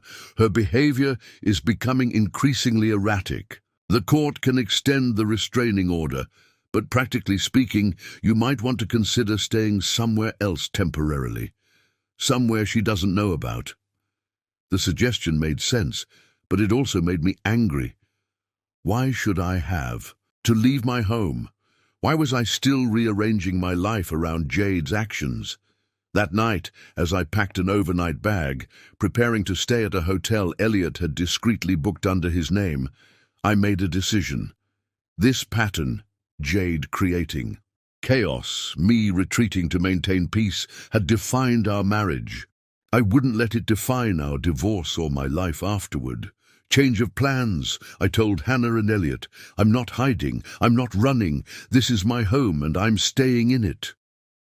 Instead of leaving, we increased security, changing the locks, installing cameras, hiring a security service recommended by the financial advisors managing my lottery winnings. If Jade returned, she would find not an empty house, but one better defended than before. It was a small act of defiance, perhaps, but it represented something much larger, my refusal to be driven from my own life by someone who had already taken too much. By the time the court date for the contempt hearing arrived, Jade's lawyer had clearly realized the precariousness of their position. The evidence against her was mounting: the unauthorized media interview, the violation of the restraining order, the increasingly erratic behavior witnessed by multiple people. When we arrived at the courthouse, her attorney immediately approached Chloe about reaching a settlement. "They're desperate," Chloe whispered to me as we waited for the judge. "They know the contempt ruling will damage her credibility in the final divorce hearing. They're ready to deal." The terms they proposed were dramatically different from Jade's earlier demands. She would drop all claims to my lottery winnings and retirement accounts in exchange for a lump sum payment considerably smaller than what we'd originally offered. She would vacate the house immediately so it could be sold, with proceeds divided according to original contribution, mostly mine, as I'd paid the down payment and majority of the mortgage. She would return all personal property she had taken, including my grandfather's watch. Most significantly, she would sign a comprehensive non-disclosure agreement, preventing her from discussing our marriage, divorce, or my health issues publicly ever again. Violation would result in significant financial penalties. "What do you think?" Chloe asked, showing me the proposed terms. "It's better than we expected, especially considering where we started." I reviewed the document carefully. The financial terms were reasonable. The lump sum payment was substantial enough to give Jade a fresh start somewhere else, but nowhere near the millions she'd initially demanded. The NDA was thorough, protecting not just me, but also my family and colleagues from her public attacks. But something was missing. "There's no acknowledgement of what she did," I pointed out. "No admission that she abandoned me during surgery, emptied our accounts, or took my property without consent." Chloe nodded slowly. "That's typical in settlements. People rarely admit wrongdoing explicitly." I thought about it for a long moment. Part of me wanted that admission, needed it even, to feel like justice had been served. But another part recognized that Jade would never truly acknowledge the pain she caused. She wasn't capable of that kind of self-reflection or empathy. Add one more condition, I decided. She needs to write a retraction letter to that newspaper stating that her previous comments were inaccurate and made under emotional distress. No specific admission of wrongdoing, just a public withdrawal of her false claims. Chloe raised an eyebrow, impressed. "That's actually quite smart. It undermines her previous narrative without forcing an explicit confession she'd likely refuse." When she presented my counteroffer to Jade's lawyer, he conferred with his client in hushed, urgent tones across the courtroom. I could see Jade's face darken with anger, then resignation, as her attorney presumably explained the alternative, facing a contempt charge that would damage her position in the upcoming divorce trial. After 20 tense minutes, they accepted the terms with one small modification.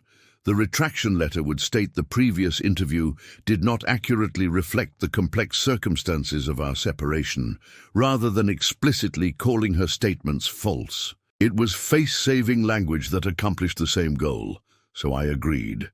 By the end of the day, the settlement was drafted, reviewed, and signed. The divorce would be finalized within 30 days. Jade would vacate the house within a week. The nightmare was almost over. As we left the courthouse, I felt lighter than I had in months, as if a physical weight had been lifted from my shoulders. The clarity that had been slowly forming since Jade's abandonment crystallized in that moment. I was free, not just from a failing marriage or a vindictive ex, but from the patterns of compromise and concession that had defined our relationship. "Thank you," I told Chloe as we parted ways, "for everything." She shook my hand firmly. "Most clients fold under the kind of pressure you've faced. You didn't. Remember that strength moving forward." Back at home, Hannah and Elliot were waiting anxiously for news. When I told them about the settlement, their relief was palpable.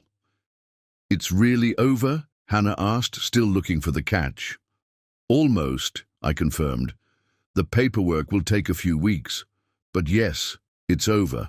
Elliot opened a bottle of champagne he'd apparently been saving for this occasion. As he poured 3 glasses, he raised his in a toast to new beginnings. I lifted my glass, the bubbles catching the late afternoon sunlight streaming through the windows. To new beginnings. That night, I slept more soundly than I had since before my heart attack. The threat of Jade's next move no longer loomed over me. The path forward, while still uncertain in many ways, was cleared of her obstacles and manipulations. The following week brought a flurry of activity.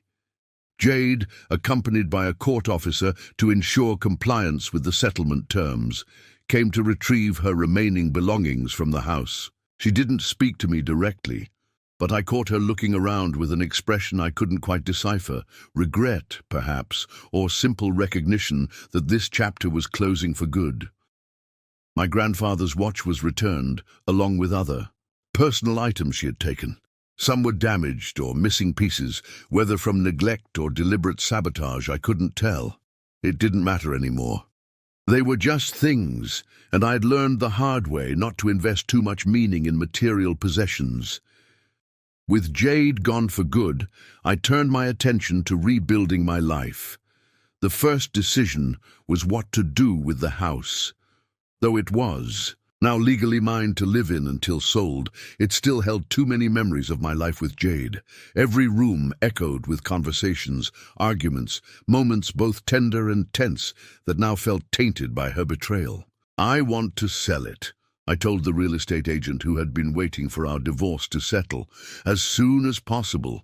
She nodded understandingly. "The market's hot right now. We should have no trouble finding a buyer, especially in this neighborhood." True. To her word, the house sold within 2 weeks for well above asking price. The irony wasn't lost on me. Jade had fought so hard for a share of a house that would now provide me with even more financial security than before. With the house sold, I needed to decide where to live next. My lottery winnings gave me unprecedented freedom. I could go anywhere, do anything. The possibilities were both exhilarating and overwhelming. "What do you really want, James?" Hannah asked one evening, as we sorted through the last of my belongings, deciding what to keep and what to donate. "Not what you think you should want, or what would make sense to other people. What would make you happy?" It was a simple question, but one I struggled to answer. For so long, my wants and needs had been filtered through the lens of what Jade would accept or approve.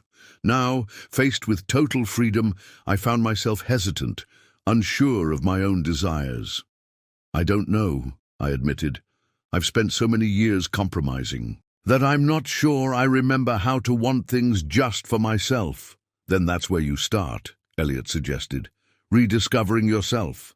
The concept resonated with me. Perhaps, rather than making grand plans or drastic changes, I needed to give myself time to figure out who James Wilson really was without Jade's influence. I rented a spacious apartment in a neighborhood I'd always liked, but Jade had deemed too artsy and unsophisticated. It was a short-term lease, 6 months, giving me time to decide on a more permanent home without pressure. My financial advisors had set up a structured plan for my lottery winnings. Some invested for long-term growth, some allocated for immediate needs and modest luxuries, some set aside for charitable giving. With their guidance, I established a foundation to support heart health research and patient assistance, finding unexpected healing in using my good fortune to help others facing similar health crises. Work was the next consideration. Tom had kept my position open, but after much reflection, I realized I was ready for a change there too. For years, I'd stayed in a role that underutilized my skills because Jade had discouraged the promotion that would have advanced my career, but required more travel. Now those constraints were gone. I'm thinking of starting my own consulting firm. I told Tom over lunch, expecting disappointment or even anger at my decision to leave after his support during my crisis. Instead, he smiled broadly. About damn time. You've been too good for that middle management position for years. I just couldn't figure out why you never pushed for more. His words confirmed what I was slowly coming to understand. The people in my life had seen my potential even when I'd been blind to it, constrained by Jade's limitations and my own fear of disrupting the status quo. I'd like to bring you on. As my first client, I offered. Done, he agreed without hesitation, and I'll refer others. You're going to be successful, James. You finally have the room to grow. Room to grow. The phrase captured exactly what I felt in those early days of reconstruction, like a plant long kept in too small a pot, suddenly transplanted into open ground with space to spread my roots and reach for the sun. In the midst of these positive changes, there were still difficult moments. Memories of Jade would ambush me unexpectedly. A song on the radio, a restaurant we'd frequented, the familiar scent of her perfume detected on a passing stranger. Each time, the pain was a little less acute, the recovery a little quicker. Grief isn't linear, my therapist reminded me during our weekly sessions. Even when the relationship was unhealthy, there's still loss to process. I was grieving not just the end of my marriage, but the death of the future I'd once imagined, and the realization that the woman I'd loved had never truly existed as I'd perceived her. The grief was real, but so was the relief, the growing excitement about a future I was now free to shape according to my own values and desires. 6 weeks after the settlement was signed, I received the official divorce decree in the mail. That same day, the lottery commission transferred my share of the winnings to my account. 2 life-changing events, formalized on the same day, the definitive end of my old life and the financial foundation for my new one. That evening, I took Max for a long walk in the park near my new apartment. As he romped through the grass, chasing squirrels and greeting other dogs with his characteristic enthusiasm, I found myself smiling genuinely, without the shadow of sadness that had tempered every happy moment in recent months. My phone buzzed with a text from Hannah. "You okay today?" I snapped a picture of Max, mid-bound, joyful and free, and sent it with the reply, "Better than okay. I think we're both going to be all right." And for the first time since Jade had abandoned me in that hospital, I truly believed it. 3 months after the divorce was finalized, my new consulting business was thriving beyond my expectations. What had started as a tentative step into independence had quickly grown into a legitimate enterprise with 4 employees and a client list that kept expanding. Tom's referrals had been invaluable, but I was also securing contracts on my own merits, my expertise, my approach, my vision. I'd moved from the temporary apartment to a modern loft in the city's revitalized downtown district, an area Jade had always dismissed as trying too hard to be cosmopolitan. The open floor plan and floor-to-ceiling windows suited me perfectly, providing both space for Max to roam and stunning views of the river and cityscape. The physical reminders of my heart attack had faded to nearly nothing. The surgical scar, now a thin white line, the fatigue and weakness replaced by an energy I hadn't felt in years. Regular checkups confirmed what I could feel. My heart was stronger than ever, both physically and metaphorically. "Your recovery has been remarkable," my cardiologist noted during my 6-month follow-up.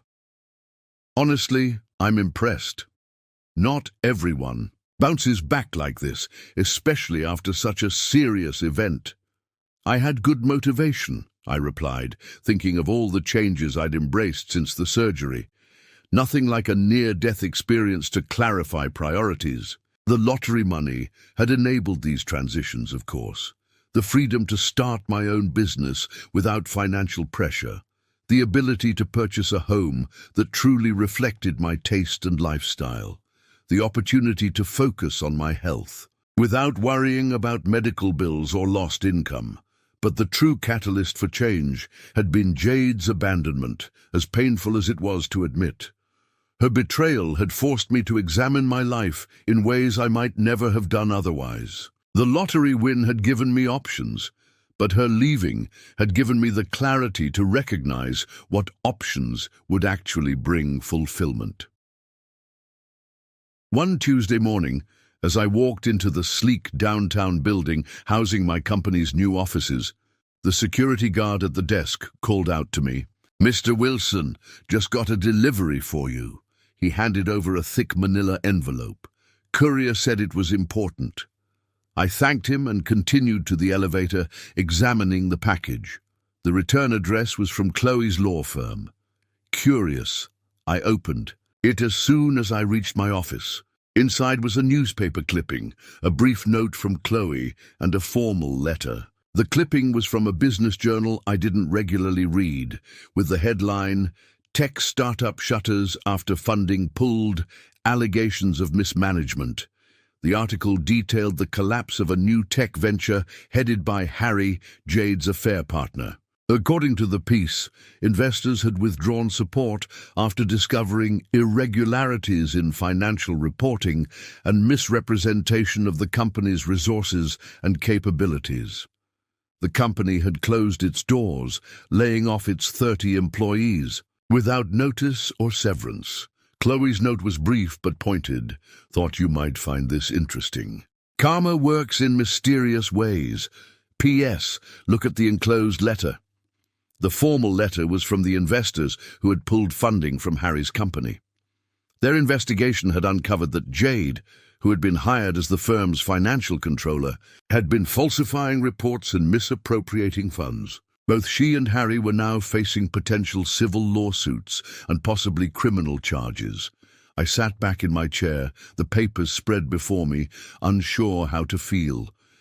There was no satisfaction in learning that Jade and Harry's relationship was imploding. Alongside their professional lives, no vindication in their misfortunes. If anything, I felt a strange sense of pity, not for their circumstances, which were entirely self-created, but for the people they were, so caught up in deception that they couldn't recognize how it would inevitably unravel. I tucked the papers into my desk drawer and turned my attention to the day's meetings. Jade and Harry's problems were no longer mine. Whatever consequences they faced for their choices, I had moved beyond the need to witness them. That evening, I attended a fundraising gala for the cardiac care unit that had saved my life after my heart attack. My foundation had become one of their major donors, funding research and patient support programs. The event was being held at the city's most prestigious hotel, with tickets costing thousands of dollars, money that would go directly to expanding the hospital's emergency cardiac services. As I mingled with doctors, researchers, and fellow donors, I was struck by how comfortable I felt in this environment. In the past, social functions had been Jade's domain. She'd been the charming one, the networker, while I stayed in the background, speaking only when directly addressed. Now, I moved through the crowd with confidence, engaging in conversations about the hospital's initiatives and sharing my own experience as a patient. "Mr. Wilson," a voice called as I stood by the bar, waiting for a mineral water. I turned to see Yasmin, the nurse from my hospital stay, who had later become my cardiac rehab therapist. "Yasmin, I didn't know you'd be here." I greeted her warmly, genuinely pleased to see a familiar face. She smiled, radiant in a simple but elegant emerald dress that contrasted beautifully with her dark skin. "I was invited as a representative of the Cardiac Rehabilitation Department. Your foundation's grant is funding our new extended outpatient program." "That's wonderful," I said. "Your department made a huge difference in my recovery." "Speaking of which," she gestured to my formal attire, "you look great. Much better than the last time I saw you in the rehab gym." I laughed. "Turns out not being hooked to a heart monitor improves anyone's appearance." We fell into easy conversation, discussing the hospital's programs, my recovery, and eventually our lives outside of the medical context. I learned she was studying for an advanced degree in cardiac rehabilitation while working full-time at the hospital. She asked about my consulting business, showing genuine interest in how I'd transformed a career setback into a new opportunity. "Would you like to have dinner sometime?" I found myself asking as the event began winding down. Not as patient and therapist, obviously. Yasmin looked surprised but pleased. "I'd like that," she said after a moment's consideration. "I've always wondered how your story continued after rehab."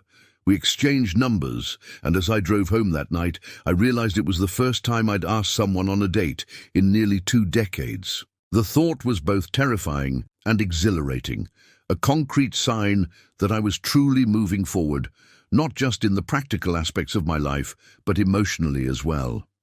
When I shared this development with Hannah during our weekly video chat, the next day her reaction was a mix of surprise and approval. "Yasmin from the hospital, the one who helped with your rehab," she clarified. "Yes, we ran into each other at the fundraiser last night. We're having dinner next week." I tried to sound casual, but Hannah knew me too well. "You're nervous," she observed with a smile. "That's a good sign. It means it matters." "It's just dinner," I protested weakly. "I'm not planning a future or anything." "Of course not," she agreed too quickly. "Just 2 professionals having a meal. Completely casual." Her teasing lightened my anxiety, reminding me that this was a normal part of life, meeting new people, exploring connections, feeling those initial butterflies of attraction and uncertainty. It was ordinary in the best possible way. The dinner with Yasmin went better than I could have hoped. Away from the hospital and the gala, dressed casually in a restaurant I'd chosen for its relaxed atmosphere and excellent food, we discovered a natural rapport that went beyond our previous medical relationship. She was intelligent, funny, passionate, about her work but not defined by it. I found myself sharing stories and opinions I'd rarely expressed, even to Hannah or Elliot. "You know," Yasmin said thoughtfully over dessert, "when you first came into cardiac rehab, I thought you seemed broken, and not just physically. There was a guardedness about you, like you were just going through the motions." I nodded, acknowledging the truth in her observation. I was in a strange place. Everything I thought I knew about my life had just collapsed. "And now?" she asked, her dark eyes curious. "Now I'm rebuilding, on a better foundation this time." We continued seeing each other. Dinners, walks with Max, a concert at the park. Each meeting was comfortable but exciting, familiar, yet new. Yasmin had no connection to my life with Jade, no preconceptions about who I was or should be. With her, I could simply be the person I was becoming, not the person I had been.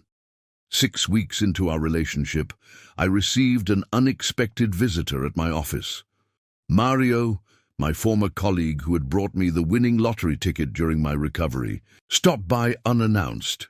"I was in the neighborhood for a meeting," he explained, looking around my modern office space with appreciation. "Thought I'd see how the entrepreneur life is treating you."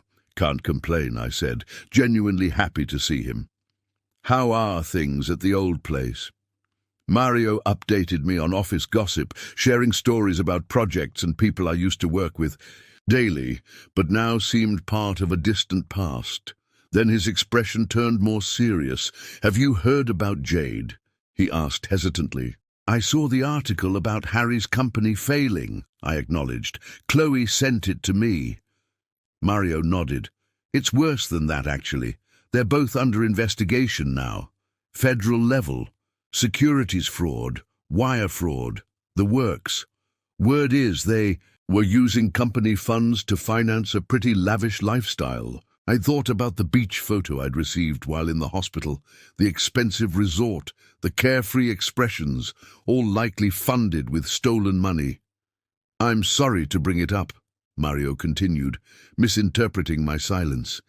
"I just thought you should know in case it somehow affects you." "It doesn't," I assured him. "That chapter's closed."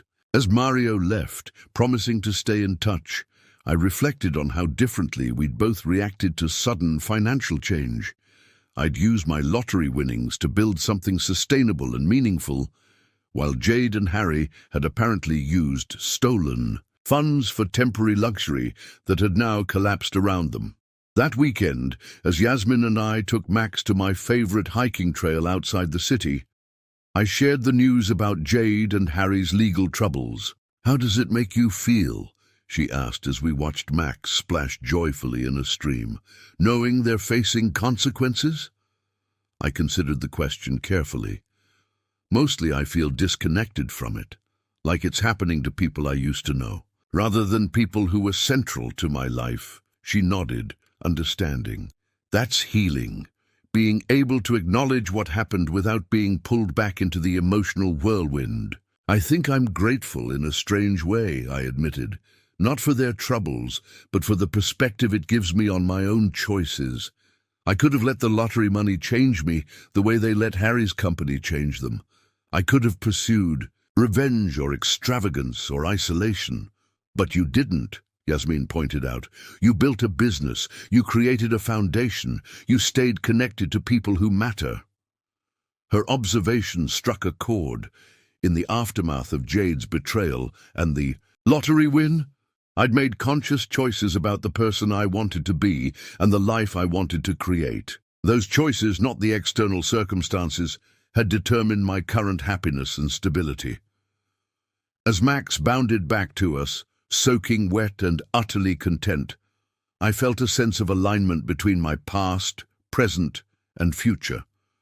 Not because everything had worked out perfectly, but because I had finally learned to shape my life according to my own values rather than someone else's expectations. The external confirmation was clear. I wasn't just surviving Jade's abandonment, I was thriving because of the freedom it had ultimately provided. 1 year to the day after my heart attack, I stood in the bathroom of my loft, examining my reflection. The surgical scar on my chest had faded to a thin white line, barely visible, unless you knew to look for it. My physical appearance had changed in other ways too. I'd lost the softness around my middle that years of desk work and Jade's rich cooking had created, replaced by the lean muscle of regular exercise. My face looked different somehow, more defined perhaps, or simply more at ease. "You ready?" Yasmin called from the living room, where she was adjusting Max's bow tie. "My sister Hannah's idea for the occasion." "Almost," I replied, straightening. My tie one final time. Today was significant for multiple reasons. Not only was it the anniversary of the medical emergency that had changed everything, but it was also the day of the official ribbon-cutting ceremony for the new James Wilson Cardiac Care Center at the hospital, a state-of-the-art facility, funded largely by my foundation. When I joined Yasmin and Max in the living room, she smiled approvingly. "Very distinguished," she said, adjusting my collar slightly. "The perfect look for a philanthropist." We'd been dating for 6 months now, our relationship deepening gradually as we discovered our compatibility extended far beyond our initial connection. Yasmin had moved in 2 months ago, bringing her warm presence and calming energy into my life full-time. Max had immediately accepted her as part of our family, his loyalty now firmly divided between us. As we drove to the hospital, I reflected on all that had changed in the year since I'd been rushed there in an ambulance, my life hanging in the balance. The contrast between then and now was stark, not just in my circumstances, but in my entire outlook on life. The ceremony itself was modest but meaningful. Hospital administrators, medical staff who had treated me, and representatives from partner organizations gathered in front of the new cardiac wing. I recognized many faces: doctors who had performed my surgery, nurses who had monitored my recovery, even Mrs. Patterson, my elderly neighbor who had been so supportive during the darkest days. Hannah and Elliot were there, of course, standing proudly in the front row. Tom and several of my former colleagues had taken time off work to attend. Even Chloe, my divorce lawyer, who had become something of a friend, had made an appearance. When it was my turn to speak, I stepped up to the podium with a sense of purpose that would have been unimaginable a year ago. A year ago today, I was wheeled into this hospital in crisis. I began, my voice steady. My heart was failing, and unbeknownst to me at the time, my marriage was ending. I was facing what felt like the end of everything I had known and valued. The crowd was silent, attentive. Today, I stand before you healthier and happier than I've been in years. Not despite those crises, but in many ways because of them. They forced me to reevaluate everything. My health, my relationships, my priorities, my purpose. I gestured to the new building behind me. This center represents what I believe most deeply, that our darkest moments can lead to our greatest contributions. That healing is not just about survival, but about transformation. That we have an obligation to turn our personal challenges into community resources. The speech continued, focusing on the center's innovations and the lives it would save. As I concluded to warm applause, I caught Yasmin's eye in the crowd. Her smile carried a pride and understanding that touched me deeply. After the ceremony, as we mingled with guests during the reception, a hospital administrator approached with an envelope. "This arrived for you yesterday," she said, handing it to me. The sender was quite insistent it be delivered at today's event. Curious, I excused myself to a quiet corner to open it. Inside was a brief handwritten note on plain stationery. "James, I saw the announcement about the cardiac center in the newspaper. It seems you found your way forward. That's good. I'm not writing to disrupt that. My circumstances have changed significantly, as you may have heard. I made mistakes. With you, with Harry, with everything that followed. I won't ask for forgiveness or understanding. I don't deserve either. I only write to say that I recognize the contrast between the choices you've made and those I made. You chose to build. I chose to take. The results speak for themselves. May your heart, the one I abandoned when it was at its weakest, continue to strengthen and serve you well. Jade." There was no return address, no indication of where she was or what was happening with her legal troubles. Just this unexpected acknowledgement of the different paths we had taken. I folded the note and slipped it back into the envelope, feeling neither anger nor satisfaction, just a mild surprise that she had reached this level of self-awareness.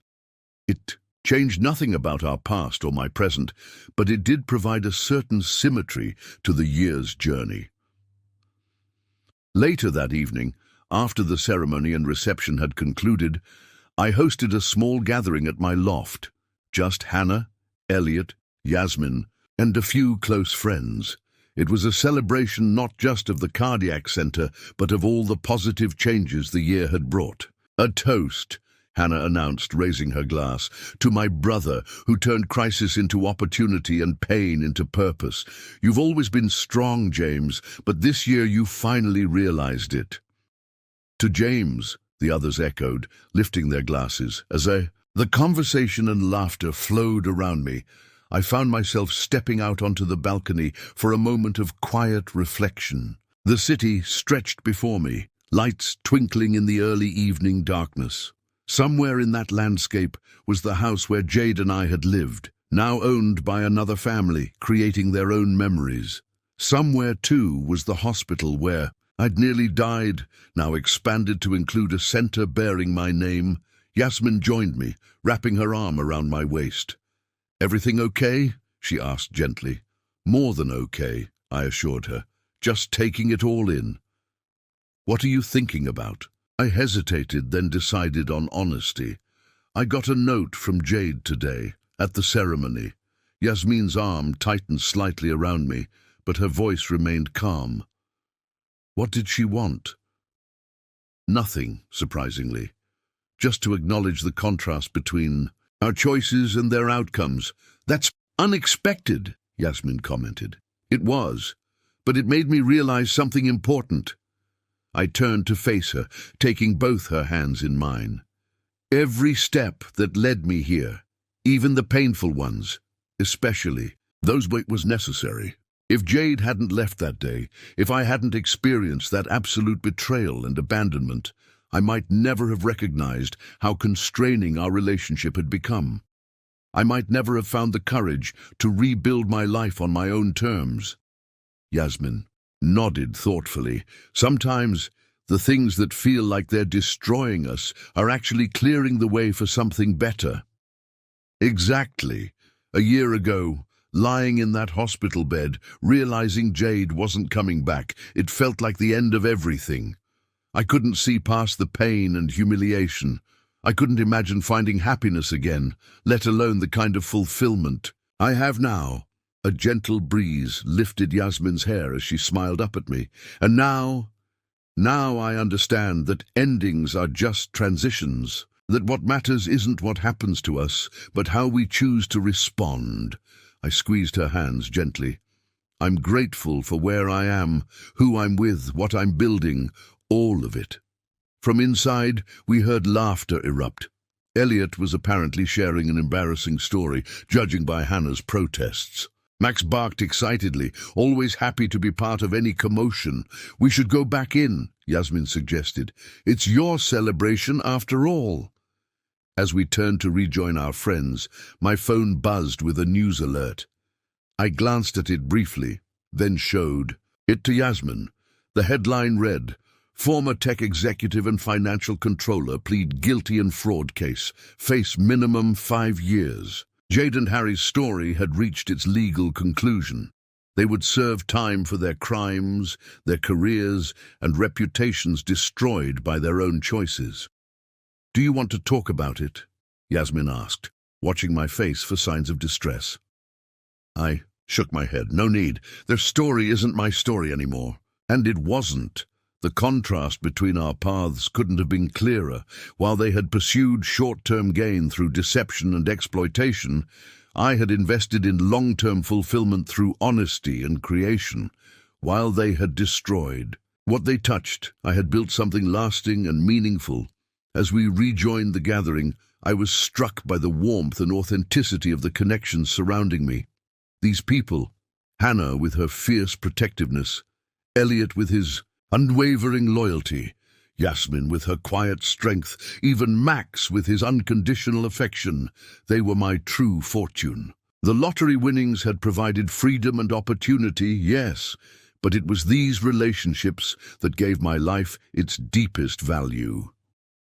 Later that night, after our guests had departed and Yasmin had fallen asleep, I stood at the window, looking out at the city.